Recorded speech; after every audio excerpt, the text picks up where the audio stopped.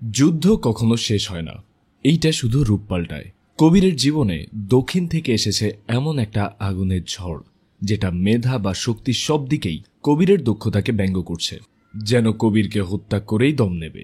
কিন্তু বিশ্বাস আর আদর্শের নিরিখে মুখোমুখি দাঁড়ানো দুই শত্রুর ছোটবেলা থেকে যেন একই নদীর ঢেউয়ের আওয়াজ আসে। তবে কি নিজেরই কেউ? স্বজনের রক্তই কি লাগবে হাতে? এর মধ্যে অর্ধনগ্ন এই এয়ার কমান্ডারের কি ভূমিকা? এই ভিডিও শেষে আপনি সবই বুঝতে পারবেন। হ্যালো প্রিয়জনেরা, কেমন আছেন সবাই? আমি আপনাদের সাইফ আছির সাথে, আর বলছি 2025 সালে মুক্তি পাওয়া এমন এক গল্পের কথা, যেখানে এটা শুধু যুদ্ধ নয়, স্পাই ইউনিভার্সের নতুন একটা অধ্যায়ের সূচনা। দ্রুততম সময়ে ভিডিওটি আপনাদের কাছে হাজির করার চেষ্টা করলাম, তাই আশা করব ভিডিওটি ভালো লাগলে লাইক করবেন এবং একটি কমেন্ট আমাদের জন্য করে যাবেন। ভিডিও যখন দেখছেন একটি কমেন্ট একটু করে দেন। হ্যাঁ, কথা না বাড়াই, let's jump into the explanation.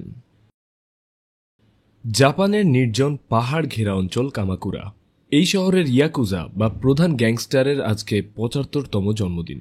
কিন্তু কিছুক্ষণের মধ্যেই মৃত্যুর চিঠি নিয়ে তার কাছে আসে তার এক শিষ্য। কম্পিত কণ্ঠে বসকে বলে, আপনি এক্ষুনি এখান থেকে পালিয়ে যান, শত্রুরা হানা দিয়েছে। কিন্তু মাস্টার মৃদু হেসে ওকে বলে, ওদেরকে আসতে দাও। মাস্টার তার পোষা নেকড়েকে আক্রমণ করতে পাঠায়, আর এরপরেই সেখানে মেজর কবিরকে দেখতে পাওয়া যায়। ভাই রে, এপিটোমি অফ গুড লুকস। নেকড়েটাও খুব সম্ভবত মেয়ে ছিল, যেই কারণে সে কবিরকে দেখে আর আক্রমণ করে না। মাস্টার জিজ্ঞেস করে, তুমি কি একা? কবির মৃদু হেসে জবাব দেয়, এই জন্মদিনকে তোমার শেষ জন্মদিন করার জন্য আমি একাই যথেষ্ট। এই বলে কবির পিস্তল বের করে। তখন মাস্টার বলে, এই জায়গাটা আমাদের জন্য পবিত্র, আমরা এখানে গান ব্যবহার করি না। খুব অরা সেট করে কবির তখন গান দুইটা ফেলে দেয়, আর এরপরে একদল নুব সামুরাই তাকে আক্রমণ করে। নুব বলছি কারণ কবির একাই জাপানিজ এইসব সামুরাইকে জমের দক্ষিণ দুয়ারে পাঠিয়ে দেয়। নিজের বডিগার্ডদের এরকম বেহাল দশা দেখে ভয়ের চোটে মাস্টার সেখান থেকে পালাতে শুরু করে। একটা হেলিকপ্টারও আসে তার জন্য, আর সে উঠেও পড়ে, কিন্তু শেষ পর্যন্ত কবিরের হাত থেকে সে রক্ষা পায় না। হেলিকপ্টারের সাথে জ্বলে পুড়ে ছাই হয়ে যায় সেও। এর পরের দৃশ্যে আমরা কবিরকে জার্মানির বার্লিনের একটা বারে দেখতে পাই, যেখানে জানা যায় যে এক্স র এজেন্ট কবির এখন একজন ফ্রিল্যান্স মার্সেনারি হিসেবে কাজ করে। জাপানের এই ঘটনাও সে কন্ট্রাক্ট পেয়েই ঘটিয়েছে। এইখানে যে মহিলাটি তাকে কাজ দিয়েছিল তার সাথে দেখা করতে এসেছে কবির। মহিলা তাকে বলে, একজন ক্লায়েন্ট আছে যে চায় তুমি শুধুমাত্র তার জন্যই কাজ করো। কবির বলে, আমি ফ্রিল্যান্স কাজ করি, কারো চাকরি করা আমার দ্বারা হবে না। তখন মহিলা বলে, তুমি অলরেডি অনেকদিন থেকে তাদের জন্যই কাজ করছো, শেষ যে কয়টা কনসাইনমেন্ট তুমি পেয়েছো সবগুলোই তারাই তোমাকে দিয়েছে, আর এখন তারা চায় তুমি পার্মানেন্টলি তাদের সাথে যুক্ত হও। এই প্রস্তাব যারা দিয়েছে তাদের নাম কালী। কালী নামটি শুনে কবির জিজ্ঞেস করে, সে কি ইন্ডিয়ান নাকি? তখন মহিলা বলে, তুমি নিজেই দেখে নিও, এখন দেখা করার সময় হয়ে গেছে। আর এরপরেই কবিরকে সেখানে অজ্ঞান করে ফেলা হয় গ্যাসের মাধ্যমে। এরই মধ্যে আমরা এয়ারফোর্সের উইং কমান্ডার কাব্য লুথরাকে দেখতে পাই। কাব্য লুথরা হচ্ছে চিফ লুথরার মেয়ে। এয়ারফোর্সে বিশেষ অবদান রাখার জন্য আজকে তাকে সম্মাননা দেয়া হয়। এরপর বাবা আর মেয়ে একসাথে ভাইবটা নিয়ে নাচছিল। এই সময় একটি আননোন নাম্বার থেকে লুথরার কাছে একটি কল আসে, আর মেয়ের থেকে বিদায় নিয়ে সে কথা বলতে বাইরে চলে যায়। চোখ খোলার পর কবির দেখতে পায় যে কালী আসলে কোনো স্পেসিফিক পার্সন না, বরঞ্চ কালী হচ্ছে একটা অর্গানাইজেশন, যে অর্গানাইজেশনে ইন্ডিয়া, পাকিস্তান, ইভেন আমাদের বাংলাদেশেরও রিপ্রেজেন্টেটিভরা আছে। এরা বিভিন্ন দেশের অর্থনীতি নিয়ন্ত্রণ করে, যে কোনো দেশের সরকারকে ঠাস করে উঠায় ফেলে, আবার ঠাস করে ফেলে দিতে পারে। অনেক পাওয়ারফুল। তো এই গ্রুপ থেকে তাকে বলা হয় এখন থেকে নিয়মিত তাকে তাদের হয়ে কাজ করতে হবে, কিন্তু তাদের দলে এন্ট্রি পাওয়ার জন্য শেষ একটি পরীক্ষায় উত্তীর্ণ হতে হবে। একজন মানুষকে শেষ করে দিতে হবে। কবির জিজ্ঞেস করে, কাকে শেষ করতে হবে? তখন লোকগুলো বলে, তোমার পেছনেই আছে সেই লোক। কবির যখন ঘুরে তাকায় তখন সে দেখতে পায় একটি চেয়ারের মধ্যে একজন লোককে বেঁধে রাখা হয়েছে। কাছে গিয়ে লোকটির চেহারা দেখতেই কবির দেখতে পায় এই লোকটি আর কেউ নয়, চিফ লুথরা। কবিরকে দেখেই ঘৃণা ভরে চোখ সরিয়ে নেয় লুথরা, আর বলে, তুই একটা দেশদ্রোহী, তোকে আমি নিজের ছেলের মতো ভালোবাসতাম। এইবার দৃশ্য 2 বছর পেছনে চলে যায় আমস্টারডামে, যেখানে লুথরা কবিরকে কিছু খবরের কাগজ দেখিয়ে বলে, এই যে এসব দেশে যে এত অ্যাটাক হয়েছে, এসবের পেছনে আছে কালী নামের একটা গোষ্ঠী। এরা বিভিন্ন দেশের অর্থনীতি ধ্বংস করছে এবং নানা অসুবিধা সৃষ্টি করছে। কবির তখন জিজ্ঞেস করে, তাহলে কালীকেই শেষ করে দেই? লুথরা জানায়, কালীকে দেখা যায় না, তাছাড়া তারা একা নয়, দক্ষিণ এশিয়ার অনেকগুলো দেশ এদের সাথে জড়িত, তারা অনেক বেশি শক্তিশালী। এবার তারা ভারতের পিছু লেগেছে। এই কথা শুনে কবির বলে, দেখা যায় না, ঠিক আছে, অন্ধকারের ভেতরে ঢুকেই তাদেরকে মারব। কবিরের এই কথা থেকে বোঝা যায় যে কেন সে কন্ট্রাক্ট কিলিং এর পথে এসেছিল। মূলত সে চাইছিল কালি গ্যাংয়ের ভেতরে ঢুকতে। এই বিষয়টি আরো পরিষ্কার হয় যখন বর্তমান সময়ে লুথরাকে মারতে কবির চায় না, কিন্তু লুথরা বলেন চারদিক থেকে সবাই ঘিরে রেখেছে, তাই আমাকে মেরে তাদের দলে তোমার এন্ট্রি পাকা করো, তুমি হবে তাদের ধ্বংসের কারণ। এরপরেও কবির তার স্যারকে মারতে চায় না, কিন্তু লুথরা তাকে মারার নির্দেশ দেয়, কারণ সবার আগে তাদের কাছে দেশ। তখন নিরুপায় হয়ে কবির তার বসকে হত্যা করে। চারদিকে চিফ লুথরার মৃত্যুর ঘটনা ছড়িয়ে পড়ে। লুথরার লাশের কাছে যখন তার মেয়ে কাব্য উপস্থিত হয় তখন সে জানতে চায় কে মেরেছে। একজন তাকে একটি ভিডিও ফুটেজ দেখায় যা কোনো অজানা ব্যক্তি রকে পাঠিয়েছে। কাব্য ভিডিও ফুটেজে দেখে তার বাবাকে মেরেছে মেজর কবির। রাগে তার রক্ত গরম হয়ে যায়। এর পরের দৃশ্যে কবিরকে কালির সঙ্গে অন্য একটা জায়গায় মিটিং করতে দেখা যায়। এইবার মুখোশ থেকে বেরিয়ে আসে কালির ভারতীয় প্রতিনিধি, যার নাম গোল্ডেন গ্ল্যাডিয়েটর। গ্ল্যাডিয়েটর তথা কালির দল কবিরকে অভিনন্দন জানায়, কারণ তার অ্যাসাইনমেন্ট সম্পন্ন হয়েছে। একই সঙ্গে কবিরকে কালির দলে যুক্ত করা হয় এবং প্রশিক্ষণের জন্য তাকে আমন্ত্রণ জানানো হয়। কবির যখন জিজ্ঞেস করে লুথরাকে মারার ভিডিও রকে কেন দিলেন, কালির ভারতীয় প্রতিনিধি বলে, প্রথম ধাপ লুথরাকে শেষ করা, আর পরবর্তী ধাপ তোমাকে ফাইনালি আমাদের নিজেদের করে নেয়া। এর পরের দৃশ্যে লুথরার শেষকৃত্য অনুষ্ঠান দেখানো হয়। সেখানে নতুন র চিফ হিসাবে বিক্রান্ত কোল এসেছেন, যিনি কাব্যকে সমবেদনা জানান। বিক্রান্ত নতুন চিফ হওয়ায় শেষকৃত্যের অনুষ্ঠানে কাব্যকে বলেন, আমরা কবিরকে ধরবই। কাব্য দলে যুক্ত হতে চাইলে বিক্রান্ত জানান, আমাদের দলে কোনো লেডি থাকবে না। তখন লুথরার এক বন্ধু জানান, কাব্য কোনো কিছুতে কম নয়, তাছাড়া কবিরকে ধরতে এমন একজনকে দরকার যে কবিরের মতোই, যাকে কেউ সেভাবে চেনে না। বিক্রান্ত জিজ্ঞেস করে কে সে। তখনই দৃশ্যে মেজর বিক্রমকে দেখানো হয়, আর এই চরিত্রে অভিনয় করেছেন জুনিয়র এনটিআর। বিক্রম তখন একটি মিশনে ছিল। সোমালিয়ার জলদস্যুরা কয়েকজন ভারতীয় সেনাকে জিম্মি করে রেখেছে এবং তাদের আস্তানাতে অনেকগুলো মাইন পুঁতে রেখেছে। এই ঝুঁকিপূর্ণ অপারেশন কোনো অস্ত্র ছাড়াই বিক্রম একাই হ্যান্ডেল করতে যায়। সরাসরি ড্রোন ব্যবহার করে সোমালিয়ানদের আস্তানায় গিয়ে সব জলদস্যুদের শেষ করে ফেলে। জিম্মি ভারতীয় সেনাদের সে মুক্ত করে এবং মাইনগুলো ব্লাস্ট করে ফিরে আসে বিক্রম। এই ফাইট সিকোয়েন্সটিও দারুণ ছিল, আর এটাই ছিল ওয়াইআরএফ এর স্পাই ইউনিভার্সে এনটিআর এর এন্ট্রি সিন। র হেডকোয়ার্টারে কবিরকে কিভাবে মারা হবে তা নিয়ে একটি মিটিং বসে। সেই মিটিংয়ে বিক্রম উপস্থিত থাকে। র চিফ বিক্রমকে জানান, কবির একা লুথরাকে মারেনি, তার সঙ্গে একটি দল ছিল। কাব্য জানায় সেই মেরেছে, এমনকি সেই ভিডিও করে আমাকে পাঠিয়েছে। কিন্তু কবির তো সবসময় লুথরাকে বাবার মতো মানত। অন্যদিকে লুথরাও নিজের ছেলের চেয়ে বেশি ভালোবাসতেন কবিরকে। তাহলে এটা কিভাবে হলো? এইসব আলোচনা চলাকালীন বিক্রম শুধু তার ক্ষমতা দেখায়। সেই বলে, এ মিশন আমাকে দিন, আমি একাই শেষ করতে পারবো। কিন্তু কেউ কোনো সূত্র খুঁজে পায় না, কারণ খুনের স্থানটি ছিল একদম ক্লিন। তখন কাব্যর মনে পড়ে যায় কবিরের নয়না নামের একজন প্রেমিকা ছিল এবং নয়নার একটি সন্তান আছে। এর পরের দৃশ্যে স্পেনের একটি শহরে দেখানো হয়, যেখানে নয়নার মেয়ে রুহিকে আমরা দেখতে পাই। রুহির সঙ্গে আবার ইয়ারফোনে কথা বলতে দেখা যায় কবিরকে। রুহিকে কবির নিজের মেয়ের মতো করেই বড় করেছে, আর র টিম রুহিকে অনুসরণ করলে বুঝতে পারে এইখানে কবিরও আছে। তাই বিক্রম কাব্যকে জিজ্ঞেস করে, কবিরকে কাছে পেলে গুলি করবে তো? কাব্য চুপ করে থাকে। এরই মধ্যে কবিরকে একটি মেসেজের মাধ্যমে জানানো হয় যে র টিম তাকে অনুসরণ করছে। এটি জানার সঙ্গে সঙ্গে কবির রুহিকে সেফ জোনের দিকে যেতে বলে। এদিকে কবিরও কয়েকজনকে আহত করে সেফ জোনের দিকে এগোতে থাকে। একসময় রুহিকে সেফ জোনের দিকে একটি মাইক্রো স্টার দিতে বলে কবির। রুহি জিজ্ঞেস করে, কোনটা তোমার গাড়ি? কবির জানায়, একটাও না, কিন্তু তোমাকে এখন একটি চুরি করতে হবে, যেমনটা আমি তোমাকে শিখিয়েছি। এরই মধ্যে কাব্যের মুখোমুখি হয়ে পড়ে কবির। মুখোমুখি হওয়ার পরই কাব্য জিজ্ঞেস করে, তুমি কি আমার বাবাকে মেরেছ? কবির চুপ করে থাকে। এতে কাব্য বুঝতে পারে কবিরই। এরপরে দুজনের মধ্যে মারাত্মক লড়াই শুরু হয়। দেখা যায় কাব্য বেশ ভালোই লড়াই জানে। এরই মধ্যে রুহি গাড়ি খুলতে পারে। তখন কবির রুহিকে একটি নির্দিষ্ট জায়গায় আসতে বলে। এদিকে কাব্যকে ফাঁকি দিয়ে স্প্রিং রশি দিয়ে নিচে নেমে রুহির গাড়িতে করে পালাতে গিয়ে এইবার বিক্রমের মুখোমুখি হয় কবির। বিক্রম গাড়ি নিয়ে সামনে এগোতে থাকলে কবির গাড়ির পেছনে নিয়ে যেতে থাকে। একসময় দুজনের মধ্যে বেশ একটা রেস হয়। সেই রেস করতে গিয়ে ব্রিজের ওপর দুর্ঘটনা ঘটায় বিক্রম। কিন্তু ততক্ষণে স্পেনের পুলিশ কবিরের গাড়ি ঘিরে ফেলে, এমনকি বন্দুক হাতে নিয়ে বিক্রমও বেরিয়ে আসে। কিন্তু কবির কোনো ভয় পায় না, উল্টো মেয়েকে প্রস্তুত থাকতে বলে। এই সময় বিক্রম কবিরের গাড়ি লক্ষ্য করে গুলি ছুড়লে কবির ব্রিজ থেকে গাড়ি নিয়ে ঝাঁপ দিয়ে একটি ট্রেনের উপর পড়ে, কিন্তু এমনভাবে পড়ে যে রুহি প্রায় ট্রেন থেকে ছিটকে পড়ার উপক্রম হয়। কোনোভাবে রুহিকে বাঁচানোর চেষ্টা করে কবির। তা দেখে বিক্রমও রুহিকে বাঁচাতে এগিয়ে আসে। একসময় রুহিকে বাঁচানো হয়। তখন প্রথমবারের মতো মুখোমুখি হয় কবির এবং বিক্রম। কিন্তু তারা একটি টানেলের সামনে চলে আসে।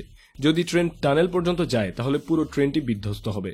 অন্যদিকে ট্রেনে অনেক যাত্রী, আবার কবির এবং তার মেয়ে শুধু ইঞ্জিনে আছে, তাই ট্রেনের সবাইকে বাঁচানোর জন্য টানেলের আগে ট্রেন থেকে ইঞ্জিন খুলে ফেলে সবাইকে বাঁচায় বিক্রম। অন্যদিকে কবির আর রুহি নদীতে ঝাঁপ দেয়, আর সেই যাত্রায় কবিরকে ধরতে তারা ব্যর্থ হয়। কবির এরপর রুহিকে নিয়ে হিমাচল প্রদেশের মানালিতে আসে। যারা ওয়ার দেখেছেন তাদের নিশ্চয়ই খালিদের কথা মনে আছে। খালিদের মা এই মানালিতেই থাকেন, তার বাড়িতেই রুহিকে নিয়ে আসে কবির। অনেকদিন পর কবিরকে দেখে খালিদের মা খুব খুশি হন। কবির যখন রুহির নিরাপত্তার দায়িত্ব তার কাছে দেয় তখন খালিদের মা গর্বের সঙ্গে সেই দায়িত্ব নেন। এরপর কবির ইয়েমেনের জঙ্গি ঘাঁটিতে যায়। সেখানে সে কালীর ভারতীয় প্রতিনিধির সঙ্গে দেখা করে। কালীর ভারতীয় প্রতিনিধি আবার একটি মিশন দেয় কবিরকে। কবির বলে রয়ের মধ্যে কোনো বন্ধু থাকলে ভালো হতো। কালীর প্রতিনিধি আপাতত কেবিনেটের বন্ধুকে দেখায় এবং একটি ভিডিও দেয়। ভিডিও ওপেন করলে দেখা যায় কালীর সঙ্গে লুথরার বন্ধুও যুক্ত ছিল, যিনি আবার নিজে থেকে বিক্রমকে কবিরকে মারার জন্য নিয়োগ করেছেন। তাহলে কি বিক্রম ও কালীর লোক? এই কারণে কি সুযোগ পেয়েও কবিরকে সে মারেনি? এর উত্তর আরেকটু পরে জানা যাবে। কালীর প্রতিনিধি এবার জানায় ভারতীয় ব্যবসায়ী সার্নি পরিবার চার্টার্ড প্লেনে ভারতে যাবে। এবারের মিশন পুরো সার্নি পরিবারকে শেষ করা। তাদের অনেক বেশি দেশপ্রেম। সেই দিনই বিক্রমের কাছে একটি নকল অ্যাকাউন্ট থেকে মেসেজ আসে, যেখানে তাকে স্পেনে পরের দিন বিকাল 5টায় দেখা করার কথা বলা হয়। বিক্রম নির্দিষ্ট সময়ে সেই জায়গাতে আসে, আর তখন দেখা যায় এই নকল অ্যাকাউন্ট থেকে মেসেজটি আসলে কবিরই পাঠিয়েছিল। তারা যে দুই বন্ধু তাও নয়, তাই তো দুজনেরই টেবিলের নিচে দুজনের দিকে পিস্তল তাক করা থাকে। বিক্রম জিজ্ঞেস করে, কেন এখানে ডেকেছো বলো? কবির কালীর মুখোশ উন্মোচন করার জন্য লুথরার সঙ্গে যে 2 বছর কাজ করেছে তা জানায়। এতে বিক্রমের কাছে স্পষ্ট হয় যে কবিরের মতো দেশপ্রেমিক কখনো দেশদ্রোহী হতে পারে না। কবির এরপর জানায়, কালী চাচ্ছে সার্নি পরিবারকে মারতে। তোমাকে এবং আমাকে কালীর সৈন্যদেরকে থামাতে হবে। আমি ভেতর থেকে কাজ করব আর তুমি বাইরে থেকে। এতে কিন্তু জীবনও চলে যেতে পারে।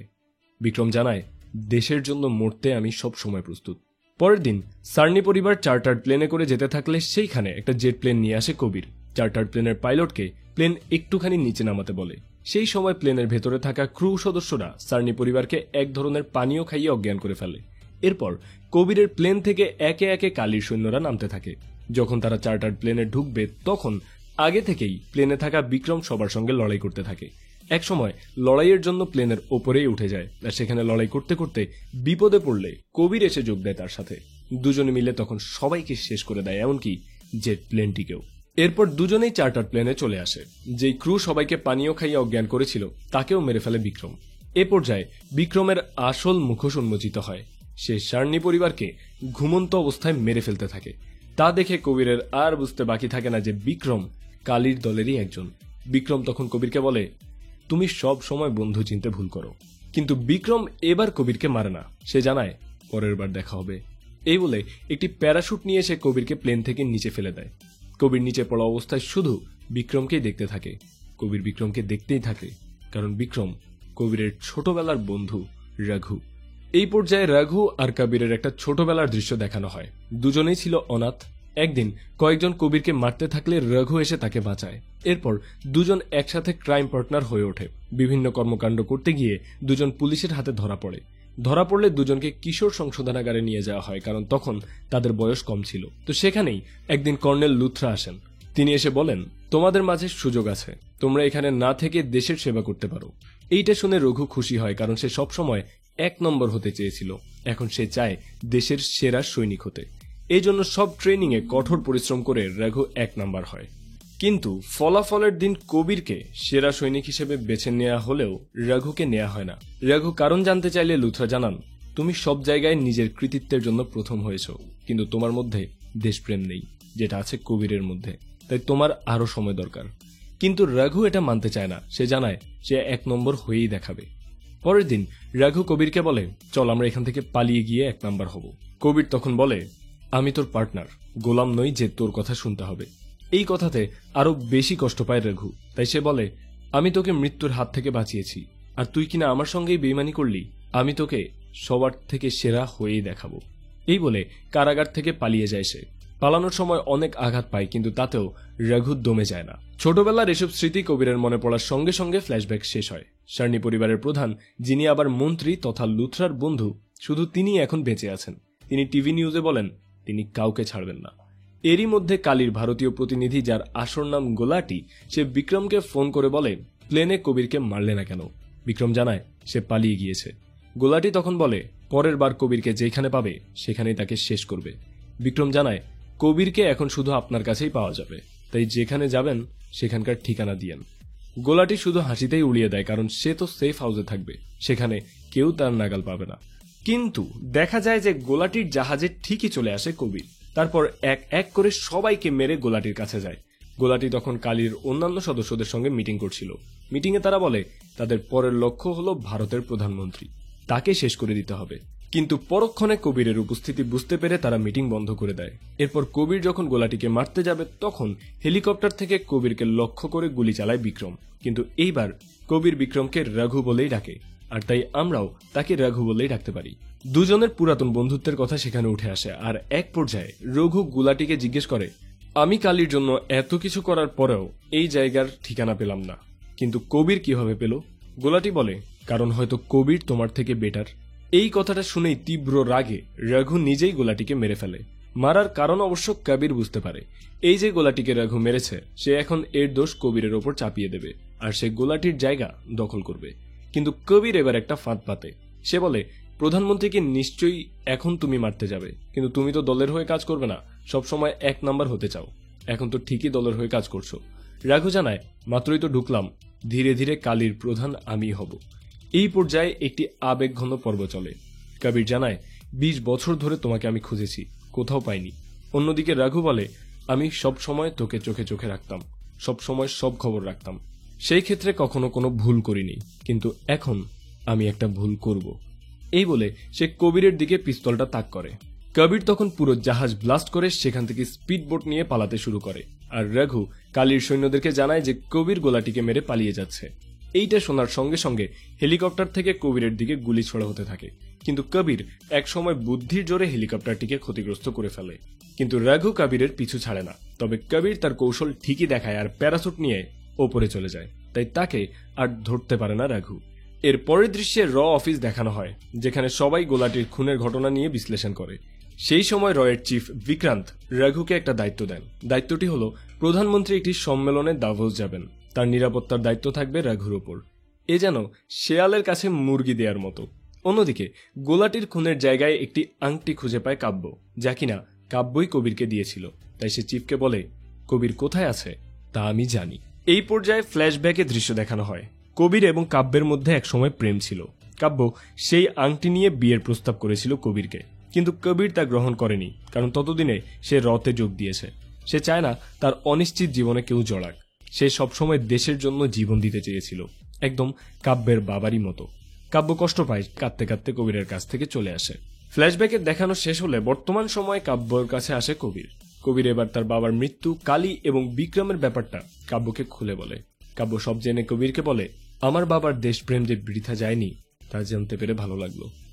এরপরের দৃশ্যে রঘুকে দেখানো হয়। সে এবার সরাসরি কালীর সদস্যদের সঙ্গে দেখা করতে আসে, এমনকি গোলাটির জায়গাতে সে বসে।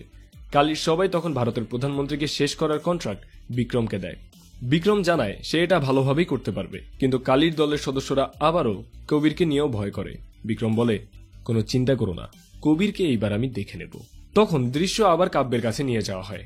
কাব্য তার বাবার বন্ধু শরণকে ফোন করে বলে, আঙ্কেল, কবির আমার সঙ্গে আছে, সে আপনার সঙ্গে একটি গুরুত্বপূর্ণ কথা বলতে চায়। শরণ তখন তাদেরকে একটা জায়গায় আসতে বলে, আর সেখানে আসলেই তারা ফাঁদে পড়ে। কবির বুঝতে পারে সবকিছুর পেছনে আসলে এই শরণই আছে, এমনকি সে নিজেই তার পরিবারকে মারার আদেশ দিয়েছিল। এমনকি প্রধানমন্ত্রীকে মারার পর সে নিজেই প্রধানমন্ত্রী হতে চায়। কিন্তু তারা এই ফাঁদ থেকে কিভাবে বের হবে? সেই সময় কবিরের ফোনে একটি মেসেজ আসে, যা বিপদের সময় লুথরা দিয়েছিলেন। কিন্তু লুথরা তো মৃত। তখন দেখা যায় রয়ের চিফ বিক্রান্ত কোলকে মেশিন গান নিয়ে আসতে। সে মেশিন গান দিয়ে সবাইকে মেরে ফেলে। আর এইটা দেখে অবাক হয় কবির। সে জিজ্ঞেস করে, আপনি কালীর ব্যাপারে জানতেন? বিক্রান্ত জানান, তোমার আগে আমি ওই পর্যায়ে ছিলাম। লুথরা আমাকে দায়িত্ব দিয়েছিল, যা এখন তুমি পালন করছো। কাব্য তখন বলে, কালীর পরিকল্পনা এবার প্রধানমন্ত্রীকে শেষ করা। আর এই প্রধানমন্ত্রীর দাভোস সফরের নিরাপত্তার দায়িত্বে আছে বিক্রম, যে নিজেই কালীর একজন সদস্য। কবির তখন জানায়, এইবার আমি বিক্রান্তকে শেষ করব। সে সবসময় 1 নম্বর হতে চেয়েছে না, তাকে এবার 1 নাম্বারই দেখাবো। কবির সেখানে তাদের চিফকে আরো বলে, এই সব কিছুর পেছনে আসল হাত রয়েছে শরণের। এর মধ্যে আহত একজনকে ফোন করে বিক্রম। সে জিজ্ঞেস করে, সবাই কি শেষ? জানানো হয় সব শেষ। কবিরকে কষ্ট ছাড়া মারা হয়েছে তো? জানানো হয় হ্যাঁ। কবির এটা শুনে কষ্ট পায়। অন্যদিকে বিক্রম বন্ধুকে হারানোর কষ্ট অনুভব করে। পরের দিন প্রধানমন্ত্রী দাভোস সফরের ইনচার্জ হয়ে বিক্রান্ত কোল আসেন এবং বিক্রমকে দায়িত্ব দেয়া হয় মন্ত্রী শরণের নিরাপত্তার জন্য, যেটা কিনা পুরোটাই একটা পরিকল্পনা ছিল। বিক্রম এবং শরণ একই কেবল কারে করে প্রকৃতির সৌন্দর্য উপভোগ করতে বের হয়। সেখানে শরণ আবারও কবিরকে নিয়ে চিন্তায় থাকে। বিক্রম জানায় কবির তো মারা গিয়েছে।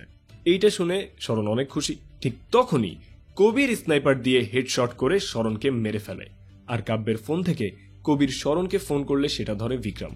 কবির বলে কেমন ব্যথা লাগছে? সঙ্গে সঙ্গে বিক্রমকেও গুলি করে কবির, তবে সেটা একেবারে মেরে ফেলার জন্য নয়, ভয় দেখানোর জন্য। হামলার কারণে প্রধানমন্ত্রীর প্রোগ্রাম নষ্ট হয়ে যায় এবং সেই সঙ্গে মন্ত্রীর মৃত্যুর খবর এবং বিক্রমের আইসিইউতে ভর্তি হওয়ার কথা বিক্রান্ত প্রেস ব্রিফিংয়ে জানান। ওইদিকে হাসপাতালে জ্ঞান ফিরলে কালীর কয়েকজন রিপ্রেজেন্টেটিভ সেখানে আসে। কালীর দল বিক্রমের ওপর অনেক অসন্তুষ্ট হয়। বিক্রম শেষ সুযোগ চায় প্রধানমন্ত্রী এবং কবিরকে মারার জন্য, আর বিক্রমকে তারা 24 ঘন্টা সময় দেয়। সে হাসপাতাল থেকে কবিরকে ফোন করে বলে আর কোনো লুকোচুরি নয়, এইবার সামনাসামনি আমাদের লড়াই হবে। কবির জানায় ঠিক আছে, লোকেশন পাঠিয়ে দিস। এদিকে বিক্রান্ত কবিরকে যেতে নিষেধ করে, কারণ একইভাবে লুথরা মারা গিয়েছিল। কাব্য বাধা দেয়। কবির জানায় এবার এটা আমার ফান্ড, আমার কিচ্ছু হবে না, আপনারা প্রধানমন্ত্রীকে নিয়ে ভারতে ফিরে যান। এরই মধ্যে কবির বিক্রমের লোকেশনে চলে আসে, আর বিক্রম তথা রঘু কবিরকে একটা ভিডিও দেখায়। মূলত তারা আগে থেকেই ফোনে যুক্ত ছিল। এদিকে রঘু কবিরকে মনস্টার বলে সম্বোধন করে। সে বলে তুই যার কাছেই যাস তাকেই গিলে ফেলিস। প্রথমে তোর ভালোবাসার মানুষ নয়না, তারপর খালিদ, এমনকি বাবার সমতুল্য লুথরাকেও তুই নিজের হাতে মেরেছিস। এইসব শুনে রাগে রঘুকে মারতে থাকে কবির, কিন্তু রঘু শুধুই হাসে। একসময় দুজনের মধ্যে তুমুল লড়াই হয়, কেউ কাউকে ছাড় দিতে চায় না। আর এরই মধ্যে প্লেনে উঠে বিক্রান্ত জানান আমরা নিরাপদ, কিন্তু কবির রঘুর মুখের দিকে তাকিয়ে বলে এখনো নিরাপদ না। এইটা শুনে বিমানের পাইলট সহ ক্রু সদস্যদের নামিয়ে দেয়া হয়। কাব্য তখন প্রধানমন্ত্রীকে নিয়ে প্লেনটি ওড়ায়। এদিকে দুই বন্ধুর লড়াইয়ে কবিরের শরীরে রড ঢুকে যায়। সেই রডেই আবার রঘুকেও ঢুকিয়ে নেয় কবির। দুজনের মধ্যে আরো লড়াই চলতে থাকলে রঘুর পেটে বরফের টুকরো ঢুকে সে মারাত্মক আহত হয়। তখন কবির মারা বাদ দিয়ে রঘুর কাছে ছুটে আসে। রঘু তখন বলে আসলে তুই এক নাম্বার। অন্যদিকে কবির বলে তুই ছাড়া আমি কিছুই নই, তুই আমাকে বানিয়েছিলি। শেষ মুহূর্তে এসে দুই বন্ধু আবেগপ্রবণ হয়ে পড়ে। এক পর্যায়ে কবির বলে তুই এখনো এক নাম্বার হতে পারবি, তুই আর আমি একসাথে কালীকে শেষ করব। তখন রঘু বলে আগে তুই প্রধানমন্ত্রীকে বাঁচা। এইটা শোনার সঙ্গে সঙ্গে আতঙ্কিত হয়ে পড়ে বিক্রান্ত। সে মন্ত্রী শরণের লাশ পরীক্ষা করে, আর লাশ পরীক্ষা করতে গিয়ে দেখে তার বুকটা কাটা। শরণের শরীরের ভেতরে বোমা ঢুকিয়ে দেয়া হয়েছিল। এইটা দেখে তারা বডিটা প্লেন থেকে ফেলে দেয় এবং সঙ্গে সঙ্গে ব্লাস্ট হয়। এদিকে কবির অসুস্থ রঘুকে কাঁধে করে নিয়ে যেতে থাকে। ভারতে ফিরে বিক্রান্ত প্রেসে জানান প্রধানমন্ত্রী বিপদে পড়েছিলেন আর কবির এসে তাকে রক্ষা করেছে। এই মিশনে বিক্রম শহীদ হয়েছে, কিন্তু কবিরের সঙ্গে বিক্রম তথা রঘুকে দেখা যায়। দুইজনে মিলে কালীর সব দেশের সদস্যকে একে একে মেরে ফেলা শেষ হলে রঘু কবিরকে জিজ্ঞেস করে তুই যে সবাইকে বললি আমি মারা গেছি, এখন যদি সবাই জানে যে আমি বেঁচে আছি তাহলে কি হবে? কবির জানায় সবাই জানে বিক্রম মারা গেছে, তুই হচ্ছিস রঘু, যে কিনা নাম্বার 1। কিন্তু রঘু তখন আর নাম্বার 1 হতে চায় না। সে বলে নাম্বার 1 হচ্ছে দেশ, দেশ সবার আগে। কবির জিজ্ঞেস করে তাহলে আমরা পরের মিশন একসঙ্গে করছি? রঘু জানায় তুই তো ভালোই শত্রুকে বন্ধু বানাতে পারিস রে। এইভাবেই হ্যাপি এন্ডিং এর মাধ্যমে ওয়ার 2 এর কাহিনী শেষ হয়। মুভিটির কাহিনী এখানে শেষ হতে পারত, কিন্তু পোস্ট ক্রেডিট সিনে আমরা দেখতে পাই ববি দেওলকে। লোকটি একটি মেয়ের হাতে উল্কি এঁকে দিচ্ছিল। উল্কিটি দেখে মেয়েটি জিজ্ঞেস করে এইটা কি? তার বাবা তাকে বলে এইটা হচ্ছে অ্যালফা। প্রত্যেকটা শহরে একটা একটা জঙ্গল থাকে, আর সেই জঙ্গলে রাজত্ব করতে পারে একমাত্র আলফা, আর তুমি সেই আলফা হয়েই গড়ে উঠবে। বাবার কথায় বেশ প্রভাবিত হয় মেয়েটি, আর নিজের দিকে চেয়ে বলে অ্যালফা। তো এই পোস্ট ক্রেডিট সিনের মাধ্যমে স্পাই ইউনিভার্সে ববি দেওলেরও এন্ট্রি হয়ে গেল, কিন্তু আনফরচুনেটলি টাইগার কিংবা পাঠানের সাথে কোনো ধরনের স্টোরি কানেক্ট এটা করতে পারে না, হুইচ ইজ স্যাড। কারণ এই মুভি নিয়ে এক্সাইটমেন্টের একটা বড় কারণ ছিল এটা স্পাই ইউনিভার্সের মুভি, রাইট? এখন প্রত্যেকটা মুভির সাথে যদি কানেকশনই না থাকে তাহলে আপনি এটাকে ইউনিভার্স কেমনে বলেন? এনিওয়েজ, তো এই ছিল আমাদের আজকের এক্সপ্লেনেশন। প্রিয়জনেরা, আজকের ভিডিও আপনাদের কেমন লাগলো তা অবশ্যই কমেন্ট করে আমাদেরকে জানাতে ভুলবেন না। আপনাদের প্রত্যেকটি কমেন্ট আমাদের জন্য অনেক বড় একটি উৎসাহ। ভিডিও ভালো লাগলে লাইক করুন এবং শেয়ার করুন আপনার বন্ধুদের সাথে। আর যদি চ্যানেলে নতুন হন তাহলে প্লিজ সাবস্ক্রাইব করুন নাইটেলস বাংলা। আপনাকে গল্পটি শোনাচ্ছিলাম আমি, আপনাদের স্টোরি টেলার সাইফ বিন রহমান। আজকে বিদায় নিচ্ছি, কিন্তু শীঘ্রই দেখা হবে অন্য কোনো দিন নতুন কোনো মুভির কাহিনী নিয়ে। পরবর্তীতে আপনারা কোন মুভি চান সেটাও কমেন্ট বক্সে জানাতে পারেন। আজকের জন্য এ পর্যন্তই। প্রিয়জনের খেয়াল রাখুন। আল্লাহ হাফিজ।